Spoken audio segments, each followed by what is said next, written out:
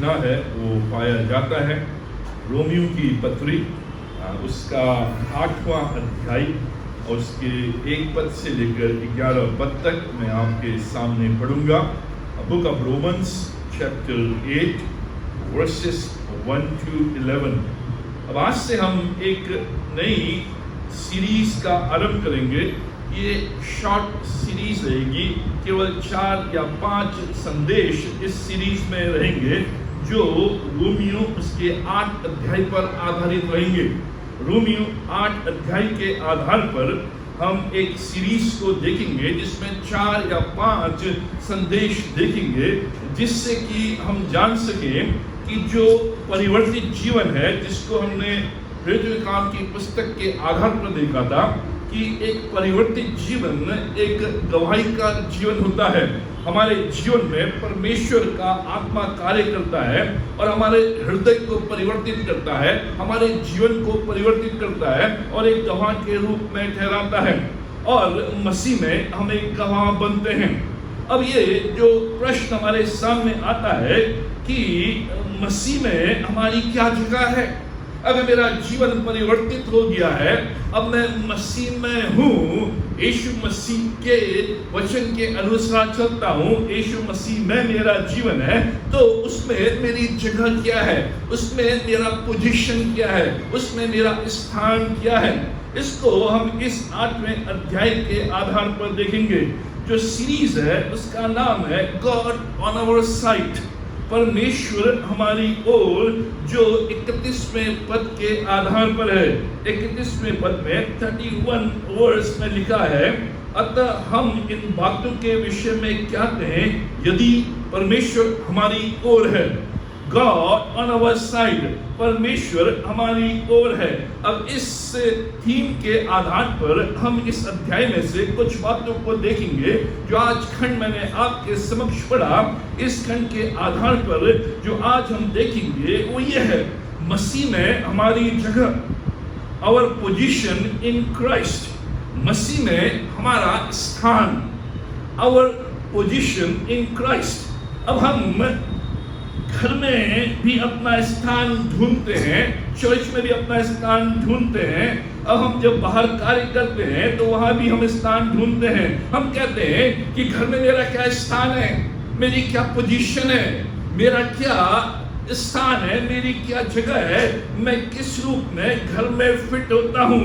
Church में भी हम आते हैं, हम पूछते हैं कि हमारा चर्च में क्या स्थान है, किस पोजीशन में है, किस पोजीशन पर हम खड़े हुए हैं। जब हम बाहर कार्य करते हैं तो हम इस बात को मानते हैं अपने अपॉइंटमेंट लेटर में कि मेरा स्थान क्या है, मेरी पोजीशन क्या है, मेरी जगह क्या है। उसी प्रकार से परमेश्वर का वचन में बताता है कि जब हम मसीह में आ जाते हैं, जब हमारा जीवन परिवर्तित हो जाता है, जब हम गवाह के रूप में खड़े होते हैं, तो हमारा स्थान मसीह में निर्धारित होता है। वो प्रभु बता रहा है कि तुम्हारा जीवन परिवर्तित हो गया है, तुम गवाह बन गए हो, अब तुम ऐसे घूम नहीं सकते हो। तुम्हारा एक स्थान है, तुम्हारी एक पोजीशन है, तुम्हारी एक जगह है। उस जगह को तुम्हें समझना है, उस पोजीशन को तुम्हें समझना है, उस स्थान को तुम्हें समझना है, उस जगह को तुम्हें ग्रहण करना है, जिससे उस पोजीशन के आधार पर तो अपने जीवन को निर्वाह कर सको और इस बात का अनुभव अपने जीवन में करो कि वास्तविक रूप में जब मैं मसीह में हूँ, मेरा स्थान मसीह में है, तो वास्तविक रूप में परमेश्वर मेरी ओर है। परमेश्वर किनकी ओर है? परमेश्वर उनकी ओर है जो मसीह में है, जो मसीह में अपने स्थान को जानते हैं, जो मसीह में अपनी जगह को जानते हैं, जो मसीह में अपनी पोजीशन को जानते हैं, उनकी ओर परमेश्वर है। परमेश्वर मेरी ओर तभी हो सकता है, मेरे साइड में तभी खड़ा हो सकता है, मेरे साथ वो तभी चल सकता है जब मेरी पोजीशन मसीह में मुझे मालूम हो। अब इस खंड के आधार पर हम इस बात को देखेंगे कि यहाँ पर बार बार 2 शब्दों का वर्णन किया गया है। एक तो है शरीर के अनुसार, दूसरा है आत्मा के अनुसार। ये बार बार इस खंड में आया है और इस पूरे अध्याय में आया है कि जो शरीर के अनुसार चलते हैं उनकी पोजीशन मसीह में नहीं है। जो शरीर के अनुसार, जो पाप के अनुसार, जो अपनी शारीरिक दशा में चलते हैं, उनका स्थान मसीह में नहीं है, परमेश्वर उनकी ओर नहीं है। लेकिन जो आत्मा के अनुसार चलते हैं, जो आत्मिक हैं, जो आध्यात्मिक हैं, जो मसीह में है, उनका स्थान मसीह में है, उनकी ओर परमेश्वर है, शरीर के अनुसार नहीं वरन आत्मा के अनुसार। अब यहाँ पर ये भिन्नता बताई गई है, pattern of life, model of life. मेरा जो पैटर्न है जीवन का, वो शरीर के अनुसार है, पाप के अनुसार है, बुराई के अनुसार है, शैतानी बातों के अनुसार है, या जो अन्य सांसारिक बातें हैं उनके अनुसार है। या जो पैटर्न ऑफ लाइफ मेरा है, जो मेरा मॉडल है जीवन का, वो आत्मा के अनुसार है, यीशु मसीह के अनुसार है, उसके वचन के अनुसार है, उसकी आज्ञा के अनुसार है, परमेश्वर के आत्मा के द्वारा जीवन का पैटर्न। जो मेरा लाइफ पैटर्न हो, जो मेरा जीवन जीने का तरीका हो, जो मेरा लाइफ मॉडल हो, वो परमेश्वर के आत्मा के द्वारा, और उसी में ही मैं उसकी शक्ति को प्रयोग करता हूँ और प्राप्त करता हूँ, living by the power of God spirit. अब ये बताया गया है कि जो शरीर के अनुसार चलेंगे उनका जो परिणाम है मृत्यु है, लेकिन जो आत्मा के अनुसार चलेंगे उनका जो परिणाम है जीवन और शांति। और इसलिए जो शरीर के अनुसार चलते हैं, जो अपनी शारीरिक अभिलाषाओं को पूरी करते हैं, जो बुराई और बुरे कर्मों के अनुसार चलते हैं, वो दंड पाएंगे, वो दंड को लेंगे।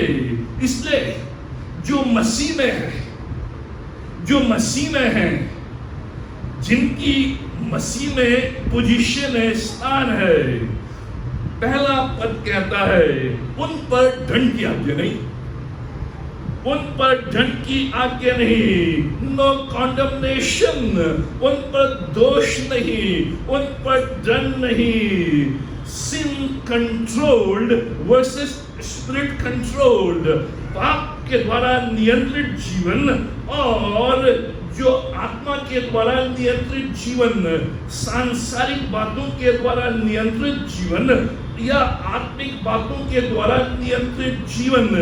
कंडमनेशन उनके ऊपर है जो पाप के द्वारा नियंत्रित जीवन व्यतीत करते हैं, जो शैतानी बातों के द्वारा नियंत्रित जीवन व्यतीत करते हैं, जो दुष्टता के द्वारा नियंत्रित जीवन व्यतीत करते हैं। लेकिन जो मसीह में है, जो आत्मा के अनुसार चलते हैं, जो आध्यात्मिक हैं, जो आत्मिक बातों के अनुसार चलते हैं, उनके ऊपर दोष नहीं, उनके ऊपर दंड नहीं। पद 2 में बताया गया वो स्वतंत्र है। It cannot claim you। जो पाप है, जो शैतान है, जो दुष्टता है, वो आपके ऊपर क्लेम नहीं कर सकती। आप स्वतंत्र हो गए। जो भी दोष आपके ऊपर था, जो भी दंड आपके ऊपर था, जो भी पनिशमेंट था, जो भी कॉन्डमनेशन था, उससे आप स्वतंत्र हो गए हैं, क्योंकि आपका जीवन परिवर्तित हो गया है। और परिवर्तित होने के बाद आप मसीह में हैं, इसलिए अब आपके ऊपर दोष नहीं, आपके ऊपर दंड नहीं, स्वतंत्र है, शैतान से स्वतंत्र है, पाप से स्वतंत्र है, अतीत से स्वतंत्र है। जो भी चीजें आज तक आपको सता रही थी, आपको दबा रही थी, आपको रुला रही थी, उन सारी बातों से आप स्वतंत्र हैं। कोई दोष नहीं, दोष मुक्त, न केवल दोष मुक्त, लेकिन इस पाप का, इस शैतान का, इस अतीत का मेरे ऊपर नियंत्रण नहीं, कैन नॉट कंट्रोल यू। अब ये जो शैतान है, ये जो शरीर है, ये जो पाप है, जो अभिलाषाएं हैं, मुझको नियंत्रित नहीं कर सकती, मुझको कंट्रोल नहीं कर सकती। इनका मेरे ऊपर कंट्रोल नहीं है, क्योंकि परमेश्वर ने कहा है नो कॉन्डमनेशन, दोष मुक्त। आज बहुत से जो लोग हैं वो कंट्रोल में है, संसार की बातों में, अभिलाषाओं में, अन्य प्रकार की बातों में स्वतंत्र नहीं है, दोष मुक्त नहीं है। लेकिन जो मसीह में है, जो मसीह में है, स्वतंत्र, नो कॉन्डमनेशन, कोई दोष नहीं, कोई दंड नहीं। जब भी कोई बीमारी, जब भी कोई फिजिकल पेन, लोग कहते हैं कि इसने पाप किया है, प्रभु कह रहा है उससे मुक्त, उससे मुक्त। कई बार जब मेरे अंदर बीमारी, मेरे अंदर पेन, मैं सोचता हूं कि हाँ शायद मैंने कोई पाप किया है, कोई मेरे अंदर बुरी बात है। परमेश्वर कह रहा है उससे मुक्त। जो भी फिजिकल पेन है, जो भी बीमारी है, हो सकता है परमेश्वर की महिमा से है, परमेश्वर की महिमा के लिए है, किसी पाप के कारण नहीं।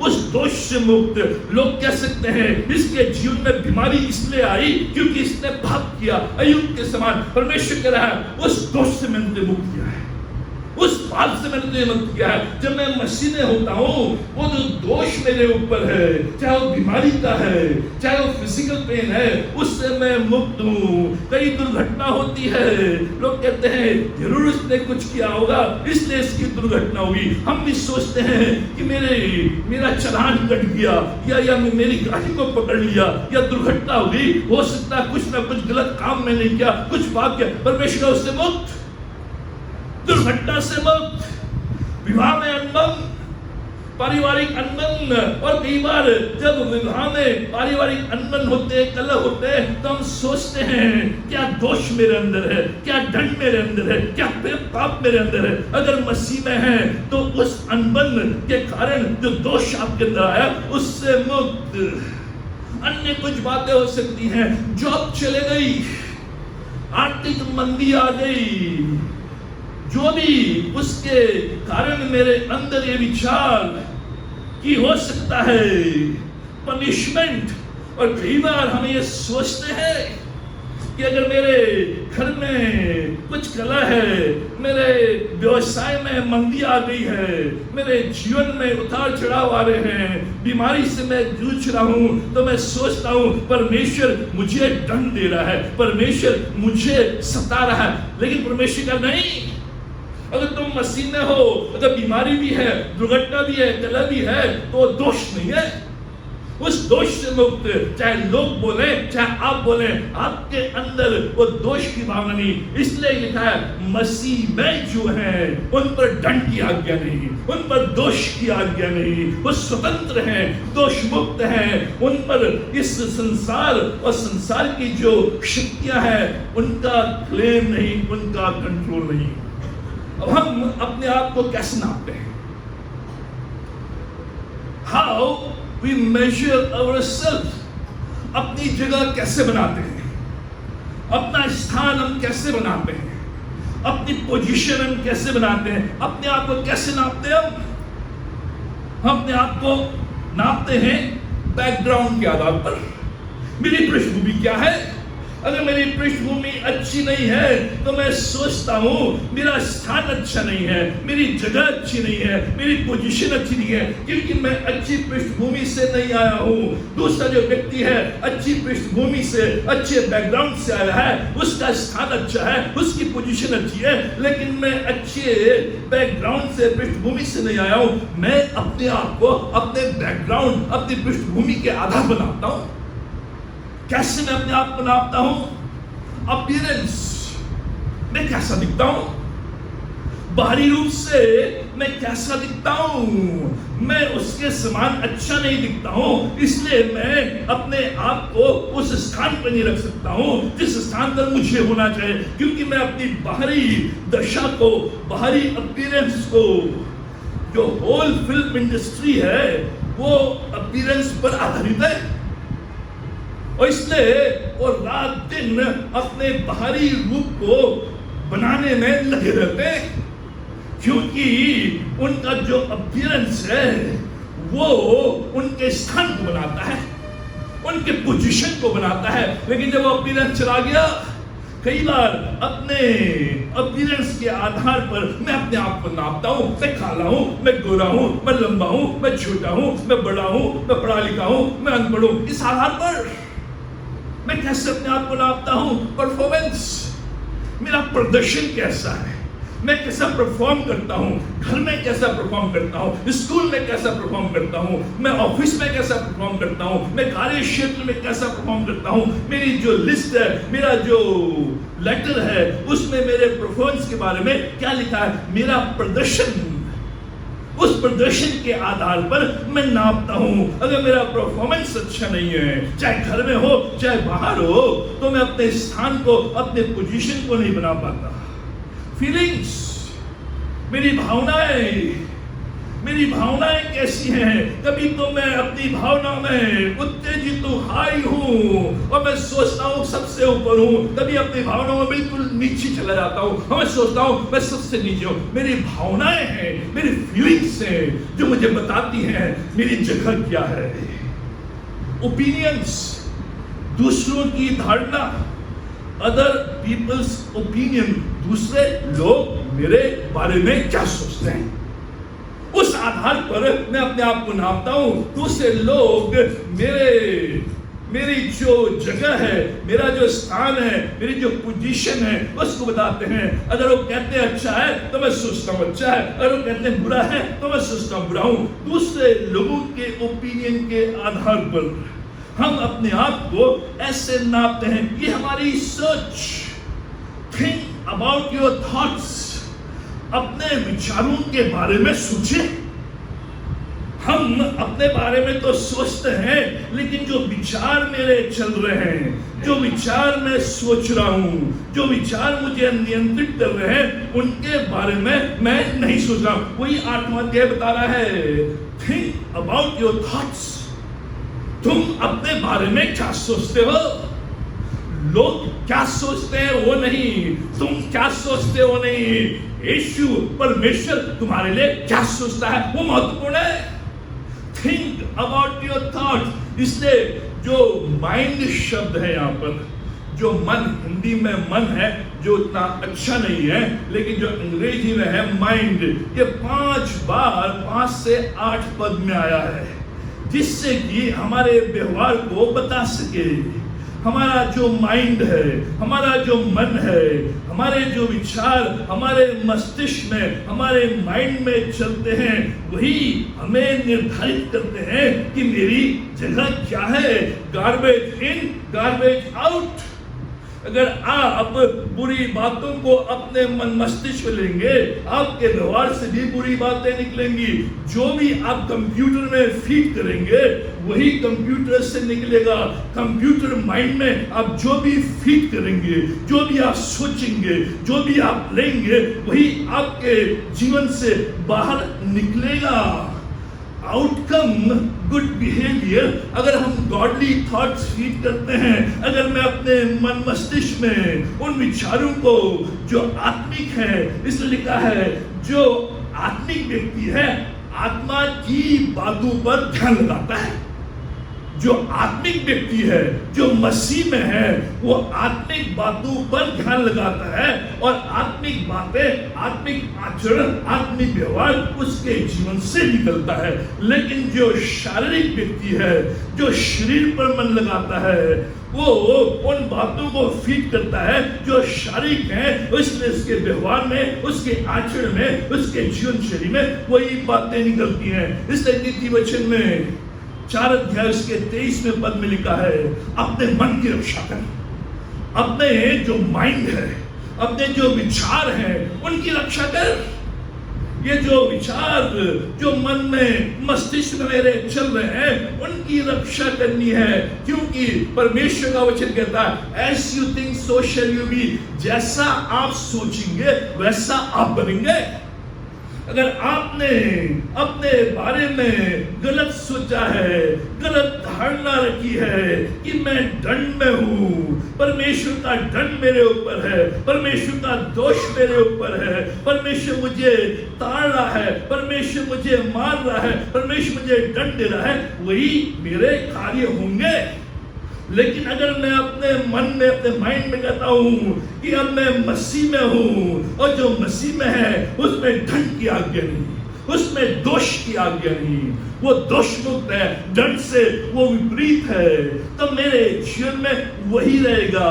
अभी भी आपके मन मस्तिष्क में, माइंड में कई विचार चल रहे होंगे, आप बैठे रहे यहाँ, लेकिन कई विचार चल रहे होंगे।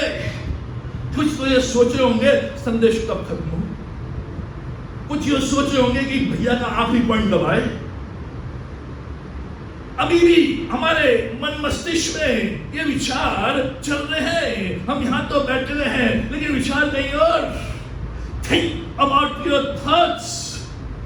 बहुत से लोग हैं हर प्रकार के विचार अपने मस्तिष्क में आने देते हैं, बिना सोचे समझे आने देते हैं, और वो जो विचार हैं वो आते रहते हैं, तरह तरह के विचार, और हमने उनकी रक्षा नहीं की है। अपने माइंड की लिखा है अपने मन की तो रक्षा कर। हमने अपने घर की तो रक्षा कर की है, बड़े बड़े ताले लगा के हैं, हमने अपने घर की तो रक्षा की है, हमने कैमरे लगा के हैं, लेकिन मैंने अपने माइंड की, अपने मस्तिष्क की, अपने मन की रक्षा नहीं की है। मैं अपने मन में तरह तरह के विचारों को आने देता हूँ, और विचार मुझे प्रभावित करते हैं। वो विचार मुझे प्रभावित करते हैं। जो माइंड में हम भरते हैं उसी के अनुसार हम करते हैं। यह मेंटल कंप्यूटर, यह मेंटल कंप्यूटर। आज तक ऐसा कोई कंप्यूटर नहीं बना है जिसका जो स्पेस है इस माइंड से ज्यादा हो। जितना स्पेस इस माइंड में है उतना स्पेस किसी भी कंप्यूटर में नहीं है। आप बढ़ते चले जाए, बढ़ते चले जाए, जो भी मैं माइंड में भरूंगा उसी के अनुसार चलूंगा। हमारा व्यवहार उस प्रकार से होगा जिन बातों पर मैं विचार करूंगा। इसलिए पद 5 पर लिखा है, पद 5 में शरीर की बातों पर मन लगाना सही नहीं है, मृत्यु है। लिखा 5 में, क्योंकि शारीरिक व्यक्ति शरीर की बातों पर मन लगाते हैं, लेकिन जो आत्मिक व्यक्ति है आत्मा की बातों पर मन लगाते हैं। शरीर की बातों पर मन लगाना, कैसे अपने आप को प्रसन्न करें, यह शरीर की बातों पर मन लगाना कि कैसे मैं अपने आप को प्रसन्न करूं, कैसे मैं अपने आप की जगह बनाऊं, कैसे मैं अपने आप को खुश रखूं, कैसे मैं अपने आप को आगे बढ़ाऊं। हमेशा अपने बारे में, अपने पर स्वयं केंद्रित जीवन, कैसे मैं अपने आप को प्रसन्न रखूं। आत्मा की बातों पर मन लगाना, कैसे परमेश्वर को प्रसन्न रखूं। यह भिन्नता शरीर के अनुसार, आत्मा के अनुसार। शरीर की बातों पर मन लगाना अपने आप को प्रसन्न करना, आत्मा की बातों पर मन लगाना परमेश्वर को प्रसन्न करना। और जब परमेश्वर को हम प्रसन्न करते हैं तो परमेश्वर हमारे लिए बड़े बड़े कार्य करता है। इसलिए जो 6वां पद है उसमें परिणाम बताया गया है। क्या परिणाम? शरीर पर मन लगाना तो मृत्यु है, परंतु आत्मा पर मन लगाना जीवन और शांति है। जो शरीर की बातों पर मन लगाता है उसका जो परिणाम है मृत्यु है, लेकिन जो आत्मा की बातों पर मन लगाता है उसका जो परिणाम है जीवन और शांति है। अब शरीर की बातों पर मन लगाना बुरा नहीं है, लेकिन भला भी नहीं है। भला भी नहीं है, भला इसलिए नहीं है कि इसके द्वारा कुछ लाभ नहीं होता, हानि होती है। आज जब भी कोई एग्जाम्स होते हैं, पब्लिक एग्जाम्स, इंटरनेट बंद कर देते हैं, आपको सेल फोन ले जाने नहीं देते हैं, कोई भी ऐसी गैजेट्स ले जाने नहीं देते। क्यों?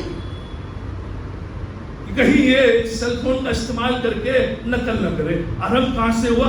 मुन्ना भाई MBBS, वहां से आरंभ हुआ कि कैसे वो सेल फोन का इस्तेमाल कर रहा है और उसको फीड कर रहे हैं और आंसर दे रहा है।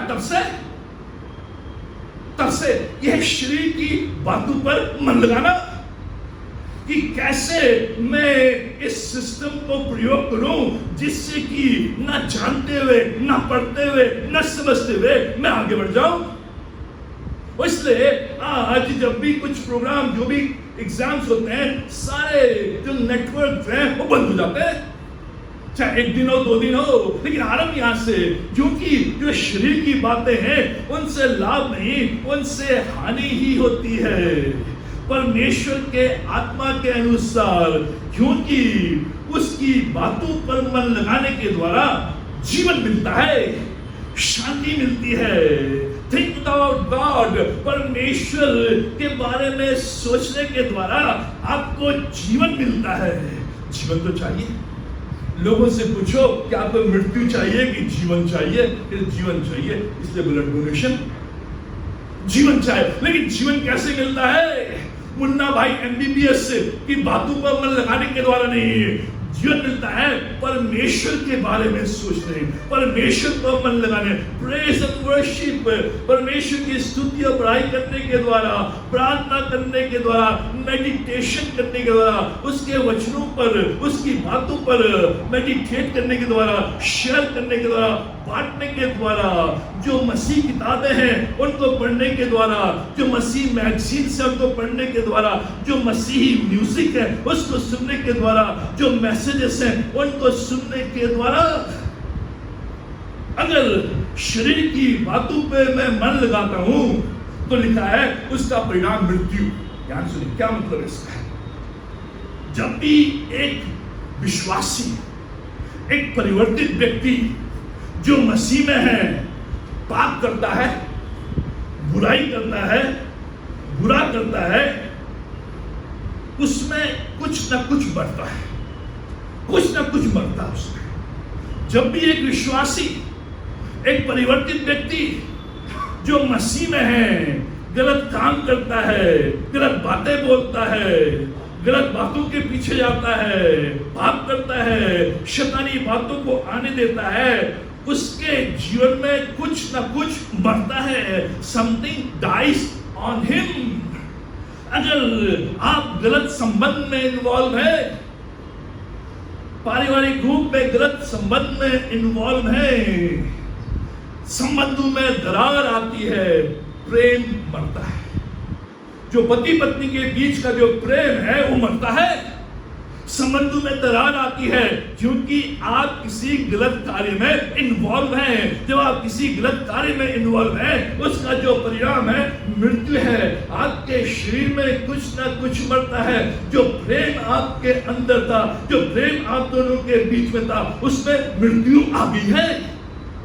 जब भी आपस में एक दूसरे की बुराई करते हैं, गॉसिप करते हैं, संगति खत्म हो जाती है, बोलचाल खत्म हो जाती है, मन मिठाव आ जाता है। आपके जीवन में कुछ न कुछ मरता है। आपके जीवन में संगति मरती है, आपके जीवन में फेलोशिप मरती है, आपके जीवन में जो बोलचाल थी वो मरती है। बोलचाल खत्म। जब भी आप मित्रता में हैं और मित्रता में एक दूसरे की गलती को ढूंढते हैं, दोष को ढूंढते हैं, तो आप दर्द पाते हैं, दर्द पाते हैं। जो आनंद था मित्रता का, अब वो दर्द में बदल गया है। उस आनंद को आपने खो दिया है। आनंद मर गया है, विश्वास मर गया है। अब एक दूसरे के प्रति संदेह, जब भी चिंता हम करते हैं, उस चिंता के द्वारा मेरे अंदर कड़वाहट आती है, मेरे अंदर विश्वास मरता है, मेरे अंदर जो भली भावना है वो मरती है। जब भी अल्कोहल में लेता हूँ, शराब लेता हूँ, ड्रग्स लेता हूँ, उसके द्वारा मेरे शरीर को हानि पहुंचती है। मेरा लिवर मरता है, मेरा गुर्दा मरता है, मेरी किडनी मरती है, मेरे परिवार का जो आचार संहिता है वो मरती है।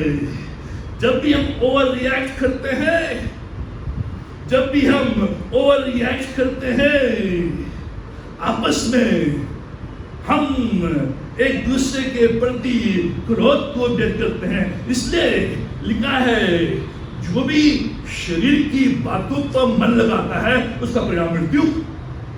कुछ ना कुछ मरता है, कुछ ना कुछ। इसलिए हम कई बार प्रेम को खो देते हैं, कई बार आनंद को खो देते हैं, कई बार विश्वास को खो देते हैं, कई बार भरोसे को खो देते हैं, कई बार बोलचाल को खो देते हैं, क्योंकि हमारे द्वारा कुछ ना कुछ गलत हुआ है।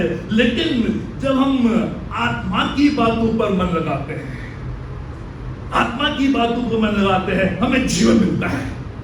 बेस्ट लिविंग मैं तुम्हें जीवन नहीं बहुतायत का जीवन देने आया हूँ। जब मैं आत्मिक बातों पर मन लगाता हूँ, मेरे अंदर जीवन जीने की एक चाह, एक शांति, एक तसल्ली, एक उमंग में लगता है कि अब मेरा जीवन साक्षात हुआ है, मेरे जीवन में एक अर्थ आया है, मेरे जीवन में एक मीनिंग आई है, जीवन मिलता है। अभी तक मैं जीवन को अन्य स्थानों में ढूंढ रहा था, लेकिन अब जब मैंने परमेश्वर की बातों पर मन लगाया, परमेश्वर के पीछे चलने लगा, परमेश्वर की आराधना करने लगा, मेरे अंदर एक जीवन की नई उमंग, नई चाह, बेस्ट लिविंग, इनर पीस का शांति मिलती है, संतुष्टि मिलती है, इनर पीस। कौन सी किताबें मैं पढ़ता हूं, कौन सी किताबें मैं पढ़ता हूं, कौन से टीवी शोज में देखता हूं, कौन सी मूवीज में देखता हूं, कौन से जो भी यूट्यूब में चैनल्स हैं उनको मैं देखता हूं, ये बताती नहीं, ये बताती है। हम घंटों यूट्यूब में लगे रहते हैं, हम घंटों जो है जो सीरीज है, जो मूवीज है देखते हैं, हम चर्च में 1 घंटे नहीं बैठ पाते। शारीरिक बातें और आत्मिक बातें, वो शारीरिक बातें जिनको हम घंटों व्यतीत कर रहे हैं, वो आपको जीवन नहीं देगा, वो आपको शांति नहीं देगा, वो आपको संतुष्टि नहीं देगा, आपके जीवन से जीवन को छीन लेगा, आपके जीवन से शांति को छीन लेगा, आपके जीवन से संतुष्टि को छीन लेगा। लेकिन उन पर इसलिए मृत्यु लिखा है, इसलिए मृत्यु लिखा है। लेकिन जो उन बातों पर चर्च, बाइबल, प्रेयर, संगति, उससे जीवन मिलता है। इसलिए परमेश्वर का वचन इस खंड में कहता है, अगर मैं मसीह में हूं, मेरे विचार मसीह में हैं, और मैं जानता हूं कि मैं क्या सोच रहा हूं, और मसीह में मैं आगे बढ़ रहा हूं, तो मसीह में मेरा स्थान क्या है? My position in Christ. मसीह में मेरा पोजीशन, मसीह में मेरा स्थान, मसीह में मेरी जगह क्या है? 3 बातें बड़े शब्द हैं इस खंड के आधार पर। पहली बात, आई एम एक्सेप्टेड, मैं अपनाया गया हूं। जब मैं मसीह में हूं, मैं मसीह के द्वारा अपनाया गया हूं। I am accepted. यूहन्ना 1 अध्याय उसके 12वें पद में, जितनों ने उससे ग्रहण किया उसने उन्हें अपनी संतान होने का अधिकार दिया। I am a God child, I am a child of God. मैं परमेश्वर की संतान हूँ। परमेश्वर ने मुझे अपनी संतान के रूप में अपनाया है। अब मेरी जो जगह यीशु मसीह में है, वो संतान के रूप में है, वो बच्चे के रूप में है, वो चाइल्ड के रूप में है, एक नौकर के रूप में नहीं, एक दास के रूप में नहीं, एक दोषी के रूप में नहीं, एक दंड पाने के रूप में नहीं, लेकिन एक संतान के रूप में। मैं परमेश्वर की संतान हूं। उसने मुझे संतान के रूप में एक्सेप्ट कर लिया है। मैं संतान हूं।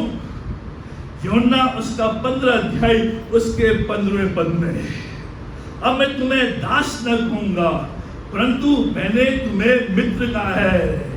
Friend of Jesus Christ. मेरी अब जो जगह यीशु मसीह में है, मित्र के रूप में है। मैं यीशु मसीह का मित्र हूं लिखा है। अब मैंने तुम्हें दास नहीं कहा है, मैंने तुम्हें सर्वेंट नहीं कहा है, मैंने तुम्हें नौकर नहीं कहा है। यू आर माई फ्रेंड, तुम मेरे मित्र हो।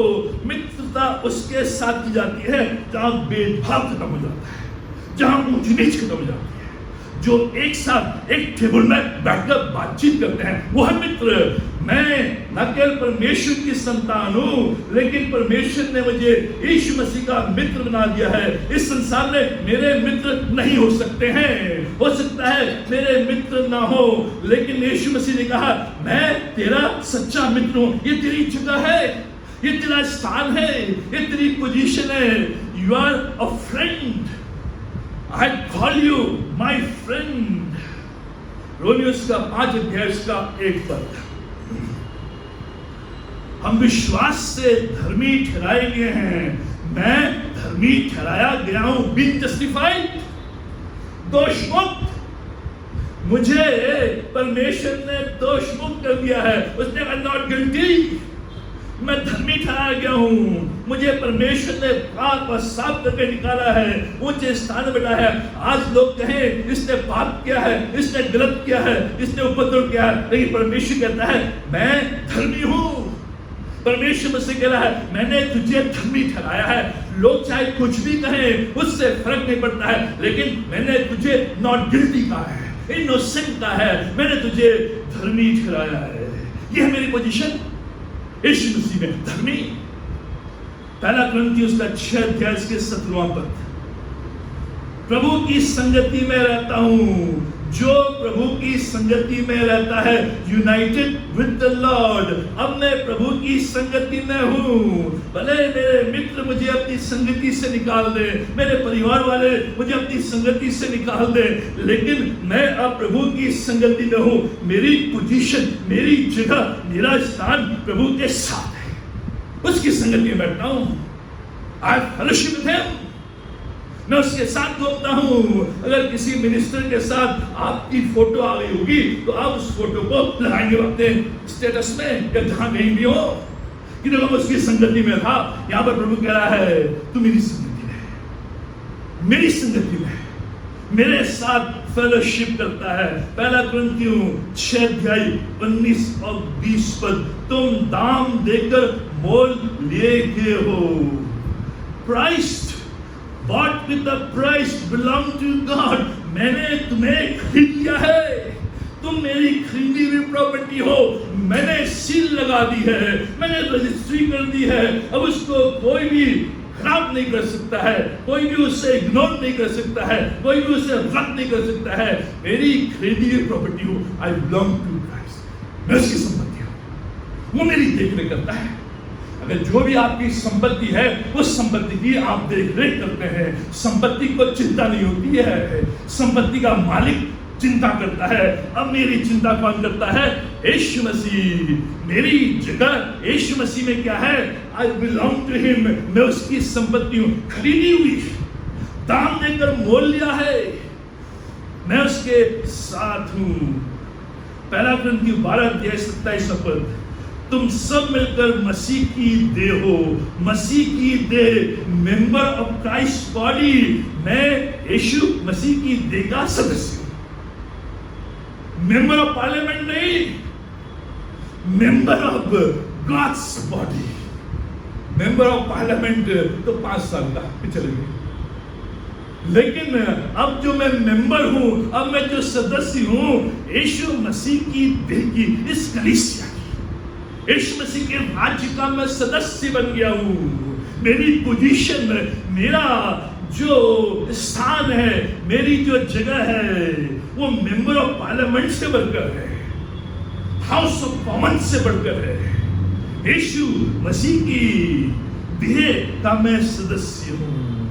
इफिसियों 1 अध्याय 3 से 8 पद, जगत की उत्पत्ति से पहले ही चुन लिया, chosen by God, adopted by God, चुन लिया, गोद लिया। जगत की उत्पत्ति से पहले ही परमेश्वर ने आपको और मुझे जो मसीह में है उनको जगत की उत्पत्ति से पहले ही गोद ले लिया, लिपालक, अडॉप्टेड। अब जो अडॉप्टेड होता है कानूनी होता है, उसको कोई रद्द नहीं कर सकता।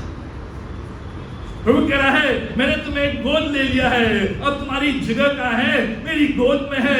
तुम गोद लिए हुए संतान हो, मैंने अडॉप्ट कर लिया है, मैंने तुम्हें बुलाया है, चुना है, अडॉप्ट किया है। ये तुम्हारी पोजीशन है। इब्रानियों 4 अध्याय उसका 14 और 16 पद, अनुग्रह के सिंहासन के निकट पहुंच, direct access to the throne of God, कि अब मैं सीधे सीधे परमेश्वर के अनुग्रह के सिंहासन तक पहुंच सकता हूं। मुझे अपॉइंटमेंट की जरूरत नहीं है, मुझे सिक्योरिटी के थ्रू जाने की जरूरत नहीं है। मैं सीधे परमेश्वर के अनुग्रह के सिंहासन तक पहुंच सकता हूं ताकि उसके अनुग्रह को प्राप्त करूं। मेरी जगह यह है कि तू वीआईपी है, तुझे अपॉइंटमेंट की जरूरत नहीं है, तुझे सिक्योरिटी से जाने की जरूरत नहीं है। जितने भी VIPs होते हैं एयरपोर्ट में लिखा रहता है उनके नाम, ये कैटेगरी के लोग बिना सिक्योरिटी के जा सकते हैं। प्रभु कह रहा है डायरेक्ट सीधा। मेरा जो स्थान है, मेरी जो पोजीशन है वो ये है कि मैं एक्सेप्टेड हूं। प्रभु यीशु मसीह ने मुझे एक्सेप्ट कर लिया है। आपके परिवार ने आपको एक्सेप्ट किया हो न किया, आपके मित्र आपको स्वीकार करे न करे, आपके घर वाले आपको स्वीकार करे न करे, आपका समाज आपको स्वीकार करे न करे, लेकिन यीशु मसीह कह रहा है I have accepted you as a child. संतान के रूप में ये मेरा स्थान है, ये मेरी पोजीशन है। दूसरी बात, आई एम सिक्योर, मैं सुरक्षित हूं। यीशु मसीह में मेरा क्या स्थान है? मैं सुरक्षित हूं। न केवल उसने मुझे अपना लिया है, लेकिन उसने मुझे सुरक्षा दी है। यीशु मसीह मुझे सुरक्षित रखता है। रोमियो 8 अध्याय 1 से 2 पद। अब जो मसीह में है उन पर दंड की आज्ञा नहीं, दोष से स्वतंत्र, फ्री फ्रॉम कंडमनेशन। अब वो सुरक्षा के घेरे में है, सुरक्षा के बारे में है। चाहे शैतान, चाहे दुश्मन, चाहे विरोधी, चाहे लोग आपके ऊपर दोष लगाएं, उससे कुछ फर्क नहीं पड़ेगा, क्योंकि परमेश्वर कह रहा है मैंने तुझे सिक्योर कर लिया है, मैं तुझे अपने सुरक्षा के घेरे में रखता हूं, मैं सुरक्षित हूं सारे दोषों से। कोई भी दोष मुझे छू नहीं सकता, मैं सुरक्षित हूं। रोमियो 8 अध्याय उसका 28वां पद, जितने उससे प्रेम रखते हैं उनके लिए सब बातें मिलकर भलाई को ही उत्पन्न करती हैं। Assured God's work for good, God works for good, परमेश्वर भला करता है। ये क्या है? लिखा है कि परमेश्वर हर बात में हमारे लिए भलाई को उत्पन्न करता है। जितने भी उससे प्रेम करते हैं, जो यीशु मसीह में है, सब बातें मिलकर भलाई को ही उत्पन्न करती है। अभी दुख हो सकता है, बीमारी हो सकती है, परेशानी हो सकती है, अड़चन हो सकती है, लेकिन परमेश्वर कह रहा है यू आर सिक्योर्ड, तुम सुरक्षित हो, क्योंकि ये सारी चीजें मिलकर तुम्हारे लिए भलाई ही उत्पन्न करेंगी, तुम्हें भला ही बनाएंगी, तुम्हें भलाई देंगी, तुम्हें आगे बढ़ाएंगी, क्योंकि तुम सुरक्षित हो। कोई भी सिचुएशन, कोई भी परिस्थिति जो डामाडोल है, जो विपरीत है, जो बड़ी गंभीर है, वो तुम्हें परेशान तो कर सकती है, लेकिन तुम पर हावी नहीं होगी। इसके द्वारा तुम्हारा भला ही होगा। तुम सुरक्षित हो। आई एम सिक्योर्ड, मेरी पोजीशन जो यीशु मसीह में है वो सिक्योर्ड है। चाहे कुछ भी होता रहे मेरा आर पार, मेरे चारों तरफ, आई एम सिक्योर्ड। जब प्रधानमंत्री निकलता है आराम से जाता है, चारों तरफ सिक्योरिटी, चारों तरफ सिक्योरिटी। कोई काले टमाटर, लाल टमाटर फेंकते हैं, काले आलू फेंकते हैं, कई काले झंडे दिखाते हैं, उससे कोई फर्क नहीं पड़ता है। कोई काले झंडे दिखा रहे हैं, मोदी गो, वो चल रहा है। सुरक्षा के प्रभु कह रहा है ये सब बातें मिलकर तुम्हारे लिए भलाई को उत्पन्न करेंगी। रोमियो 8 अध्याय 31 से 39 पद में, कोई भी चीज मसीह के प्रेम से अलग नहीं कर सकती। Can not be separated from the love of God. मैं इतना सुरक्षित हूं कि मुझे कोई भी चीज परमेश्वर के प्रेम से अलग नहीं कर सकती। इतना सिक्योर हूं, मुझे यीशु मसीह के प्रेम से, मुझे यीशु मसीह के हृदय से, मुझे यीशु मसीह के दिल के धड़कन से अलग नहीं कर सकती। ये उसका प्रेम, ये उसका लव। चाहे कितनी भी उतार चढ़ाव जाए, नंगाई आए, अकाल आए, भूकंप आए, चढ़ाइयां आए, युद्ध हो, परेशानी हो, लेकिन कोई भी मुझे यीशु मसीह के दिल से दूर नहीं कर सकता, उसकी धड़कन से दूर नहीं कर सकता, उसके प्रेम से दूर नहीं कर सकता। मैं सुरक्षित हूं, I am accepted, I am secured.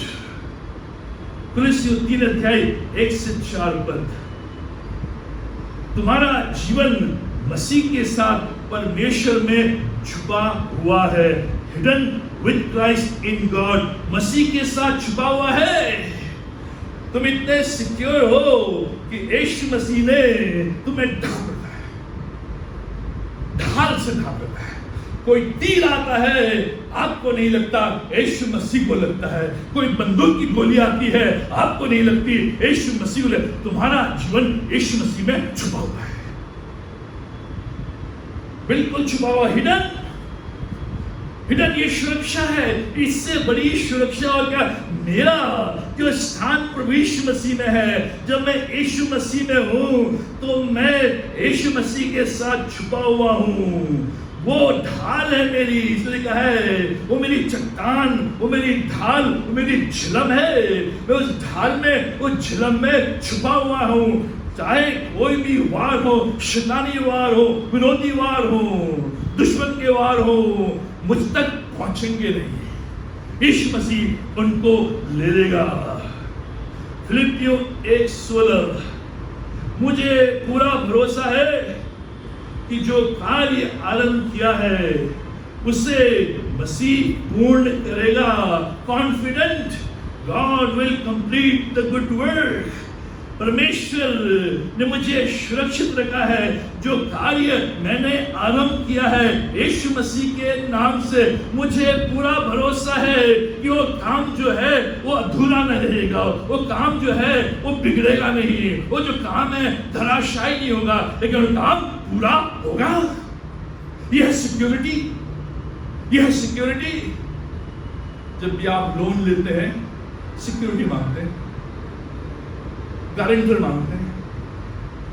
अगर आपने नहीं दिया तो इनको पकड़ेंगे। सिक्योरिटी, प्रभु कह रहा है मैं हूं सिक्योरिटी। पूरा होगा, 1 साल लगेंगे, 5 साल लगेंगे, 10 साल लगेंगे, लेकिन पूरा होगा। ये भरोसा है मेरा, क्योंकि मेरी जो सिक्योरिटी है वो यीशु मसीह में है। वो एक्सिस बैंक में नहीं है, वो HDFC बैंक में नहीं है, क्योंकि ये बैंक कभी भी बंद हो सकते हैं। और बैंक के जो मालिक हैं विदेश भाग सकते हैं आपका पैसा, लेकिन यीशु मसीह कह रहा है मैं हूं सिक्योरिटी, मैं करूंगा तुम्हारा काम पूरा। तुम्हारी जो पढ़ाई तुमने आरंभ की है उसे पूर्ण करने का जो वादा है वो मेरा है। जो नौकरी तुमने आरंभ की है उसे उस स्थान पे पहुंचाने का वादा मेरा है। जो परिवार तुमने आरंभ किया है उस परिवार को सफल करने का वादा मेरा है। I am the security. मेरा भरोसा है कि जो काम मैंने शुरू किया है, जो परिवार मैंने शुरू किया है, जो व्यवसाय मैंने शुरू किया है, जो सेवा मैंने शुरू की है, अभी धुंधली धुंधली दिखाई देती है, लेकिन प्रभु कह रहा है मैं पूरा करूंगा, मैं सिक्योर हूं।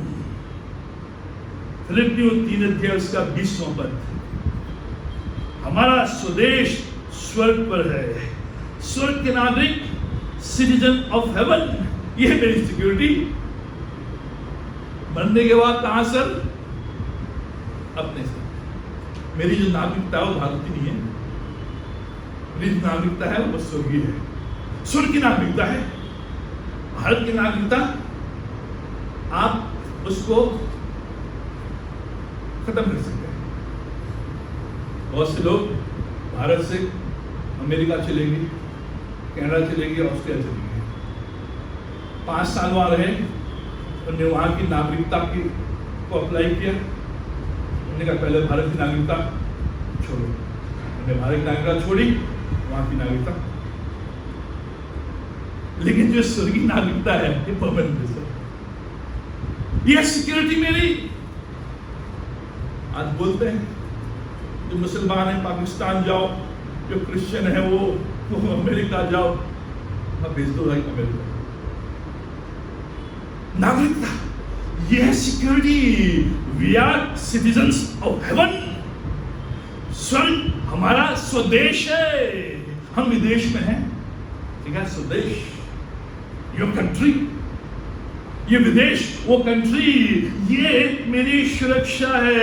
दूसरा तिमोथियुस उसका 1 अध्याय उसका 7वां पद, हमें भय की नहीं सामर्थ की आत्मा दी है। Given the spirit of power, सामर्थ की आत्मा दी है। क्या है मेरी सिक्योरिटी? मैं कैसे सिक्योर हूँ? क्योंकि परमेश्वर ने मुझे भय की आत्मा नहीं, डर की आत्मा नहीं, उसने मुझे सामर्थ की आत्मा दी है, उसने मुझे पावर की आत्मा दी है।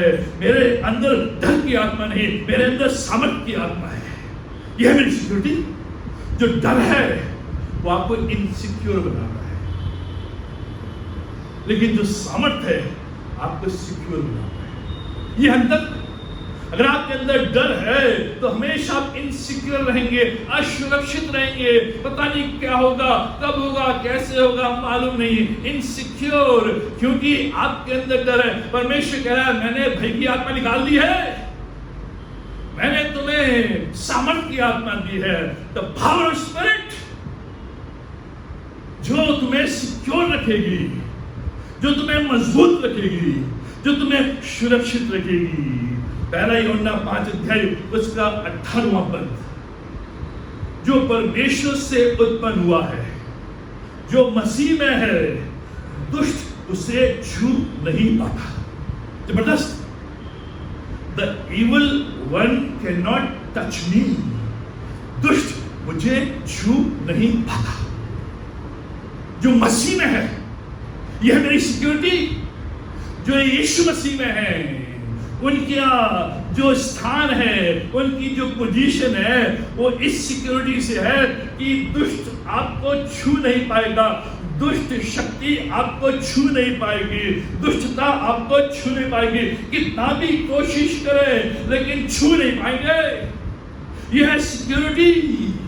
आज हम परेशान हैं, तकलीफ में हैं कि ये मुझे सता रहा है, ये मुझे छू रहा है, ये मुझे तंग कर रहा है, ये मुझे उजाड़ रहा है। लेकिन अगर मैं मसीह में हूं तो परमेश्वर का वचन कह रहा है जो तेरा स्थान है, जो तेरी पोजीशन है, वो सुरक्षित है। कोई भी तुझे छू नहीं सकता। आएंगे छूने के लिए, दौड़ेंगे तेरे पीछे, भागेंगे तेरे पीछे, यहां तक कि जो बीमारियां हैं, जो अन्य प्रकार के रोग हैं, परेशानियां हैं, वो तुझे हिला नहीं पाएंगे, वो तुझे हिला नहीं पाएंगे।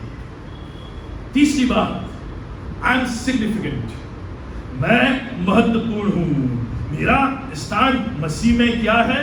मेरा स्थान मसीह में सिग्निफिकेंट है। मेरी पोजीशन यीशु मसीह में क्या है? महत्वपूर्ण है। महत्वपूर्ण, मैं महत्वपूर्ण हूं। I M significant. मैं सिग्निफिकेंट की तलाश में घूम रहा हूं कि लोग मुझे सिग्निफिकेंट कहें, लोग मुझे अच्छा कहें, लोग मुझे महत्वपूर्ण करें, और तरह तरह के मैं कार्य कर रहा हूं ताकि मैं उस सिग्निफिकेंस को पा सकूं। लेकिन पा नहीं पाते, कुछ साल उसके नीचे। लेकिन प्रभु कह रहा है जब तुम मुझ में हो, मसीह में हो, मसीह तुम्हारे अंदर वास करता है, आत्मा के चलाए चलते हो, आत्मा की बातों में ध्यान लगाते हो, आत्मिक रूप में आगे बढ़ते हो, प्रभु की संगति में रहते हो, मैं तुम्हें महत्वपूर्ण बनाऊंगा। तुम सिग्निफिकेंट रहोगे। यूहन्ना 15 अध्याय उसका 5वां पद, मैं दाखलता हूं और तुम डालियां हो। A branch of Jesus Christ, यीशु की डाली है। जबरदस्त, इसको समझे। यीशु ने ये नहीं कहा कि तुम दाखलता हो, मैं डाली हूं। यीशु ने कहा मैं दाखलता हूं, मैं दाखलता हूं, तुम डाली हो। क्यों? क्योंकि जो डालियां हैं उन्हीं में फल लगते हैं, दाखलता नहीं लगते। जो ये शाखा है, इस शाखा में फल लेते हैं, लेकिन जो शाखाओं में जो ब्रांचेस होते हैं, जो डालियां होती हैं, उनमें फल लगते हैं। महत्वपूर्ण हो तुम में फल लगेंगे। मैं तो केवल दाखलता हूं, केवल शाखा हूं,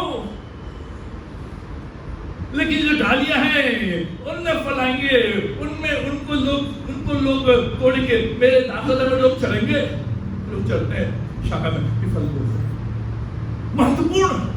इसलिए प्रभु कह रहा है यीशु की डाली। हम कौन है? यीशु की डाली है, branches of Jesus Christ, क्योंकि इन डालियों में फल और जिस पेड़ में फल लगते हैं उसकी ओर सभी निहारते हैं, उसी को पानी देते हैं, उसी को सुरक्षा के घेरे में रखते हैं क्योंकि उसमें फल लगते हैं। यीशु कह रहा है जो तुम्हारा सिग्निफिकेंस है मसीह में होने के द्वारा मैंने तुम्हें डालियां बनाया है, तुम में फल लगेंगे।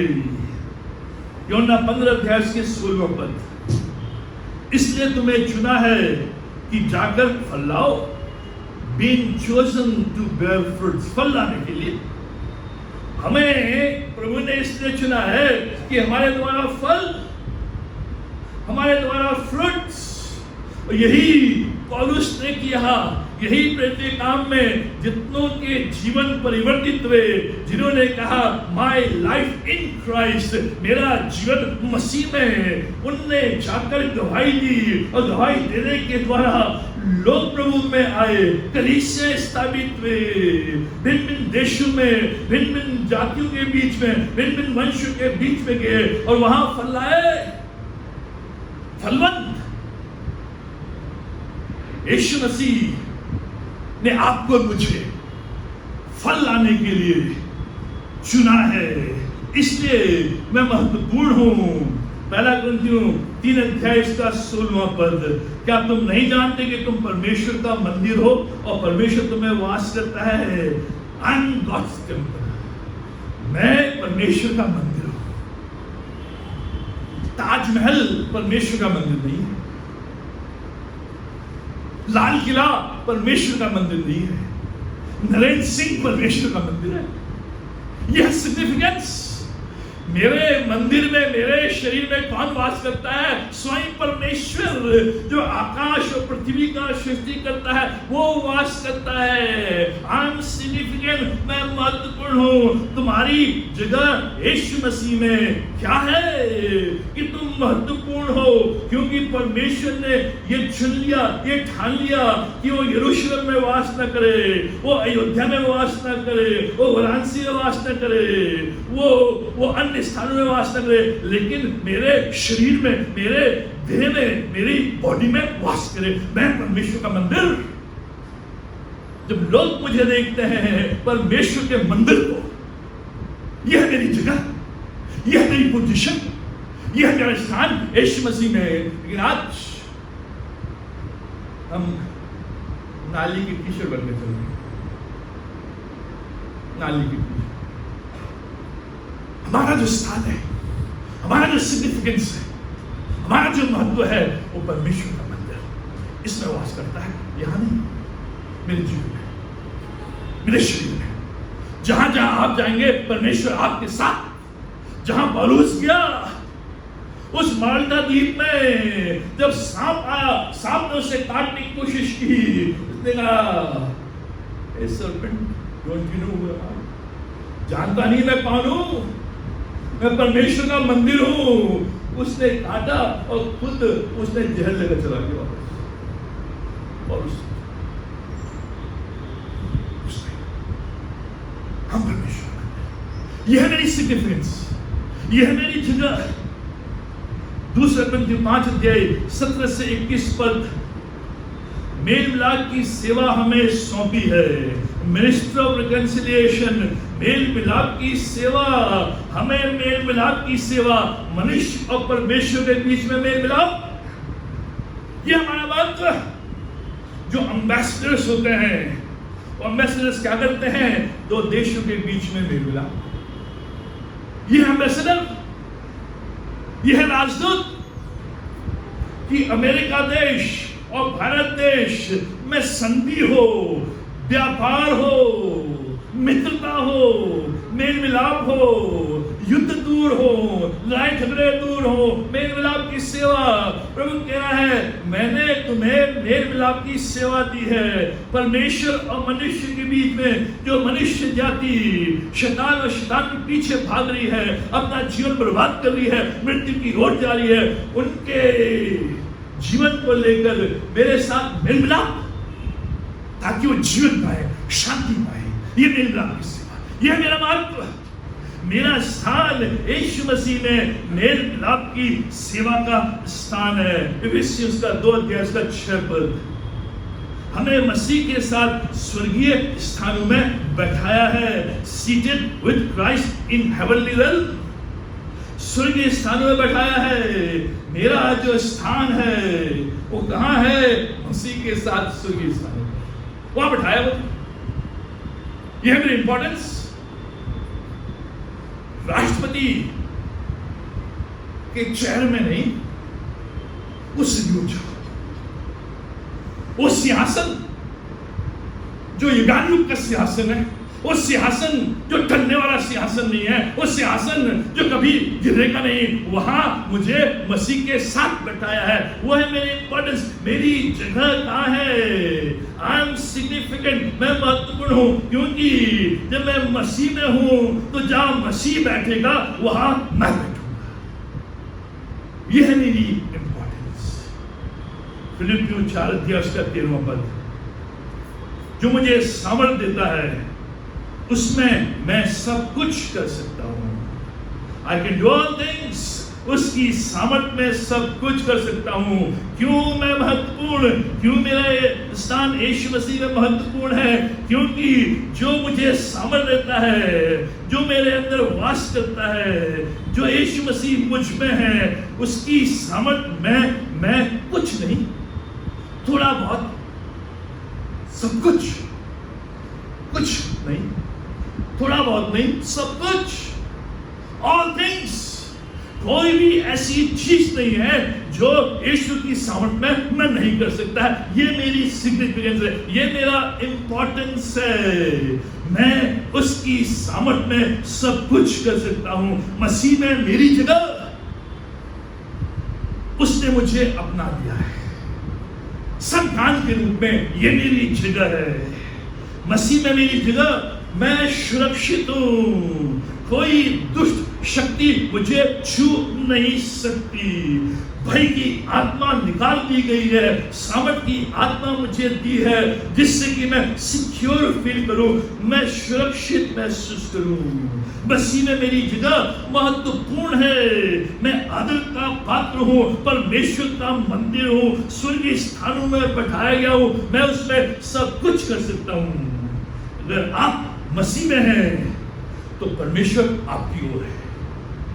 If you are in Christ, God is on your side. अगर आप मसीह में हैं, चाहे पूरा समाज आपके विरोध में हो जाए, पूरा परिवार आपके विरोध में हो जाए, पूरा ऑफिस आपके विरोध में हो जाए, लेकिन परमेश्वर आपकी ओर है। जब परमेश्वर मेरी ओर है, मेरा विरोधी कौन हो सकता है? मेरा जीवन मसीह में है। उसने मुझे संतान के रूप में अपना लिया है। उसने मुझे सामर्थ की आत्मा दी है। मैं उसकी सामर्थ में सब कुछ कर सकता हूं, क्योंकि परमेश्वर मेरी ओर है। आइए प्रार्थना करें। हमारे महान जीवित शक्तिमान परमेश्वर का हम धन्यवाद देते हैं कि तमाम आशीष तेरी रक्षा के लिए, तेरी भलाई के लिए, तेरी करुणा के लिए, दया के लिए हम धन्यवाद देते पिता परमेश्वर कि तूने हमारी जगह निश्चित और निर्धारित की है। हमारा स्थान निश्चित और निर्धारित किया है। हमारी पोजीशन निश्चित और निर्धारित की है। तूने हमें अपने संतान के रूप में अपना लिया है। तूने हमें अपने जीवन में मसीह में छुपा लिया है। कोई भी दुष्ट शक्ति मुझे छू नहीं सकती। तूने मुझे स्वर्गीय स्थानों में बैठाया है, अति महत्वपूर्ण बनाया है। पिता परमेश्वर, आज हम प्रार्थना करते हैं कि अगर आज मेरा जीवन मसीह में नहीं है, तो आज मैं अपने जीवन को यीशु मसीह को दूं और यीशु मसीह से कहूं। आज तक मैं अन्य मार्गों में भटक रहा था, लेकिन आज मैं अपने जीवन को यीशु मसीह को देता हूं, ताकि मेरा जीवन यीशु मसीह में हो। और उसकी सामर्थ में मैं आगे बढ़ सकूं, आत्मा की बातों में मैं आगे बढ़ सकूं, आत्मिक बातों में आगे बढ़ सकूं, परमेश्वर की बातों में आगे बढ़ सकूं, जिससे कि मृत्यु नहीं जीवन को पाऊं, जिससे कि मृत्यु नहीं शांति को पाऊं। परमेश्वर तुम्हारी सहायता करें। प्रार्थना करते हैं जितने भी आज यहां पर आए हैं, जो भी उनकी दुविधा है, जो भी उनके रोग हैं, जो भी उनके संकट हैं, बीमारियां हैं, परेशानियां हैं, चिंता है, बोझ हैं, पूरी हवाएं हैं, कष्ट है, दुख है, आंखों के आंसू है, मन विचलित है, परेशान है, पिता परमेश्वर आज हम इतने गृह को तेरी वेदी के सामने लाते हैं, अनुग्रह के सिंहासन के सामने लाते हैं। पिता परमेश्वर अपने सामर्थ्य हाथों के द्वारा छू, और जो भी कष्ट है, जो भी दर्द है, जो भी रोग है, जो भी बुरी हवा है, जो भी बीमारी है, जो भी कला है, जो भी बोझ है, बर्डन है, यीशु के नाम से दूर से और स्वतंत्र होकर, दोष मुक्त होकर यहां से जा सकते, यीशु की सामर्थ में, यीशु मसीह के जीवन में आगे बढ़ सकते। पिता परमेश्वर तुझसे जब यहां से विदा होते हैं, तो आशीष हमारे साथ, ये सब कुछ अपने उद्धार करता प्रभु यीशु मसीह का नाम में मांगते हैं। प्रभु यीशु मसीह का अनुग्रह या परमेश्वर का प्रेम, पवित्र आत्मा की संगति हम सबों के साथ आज और हमेशा तक बनी रहे।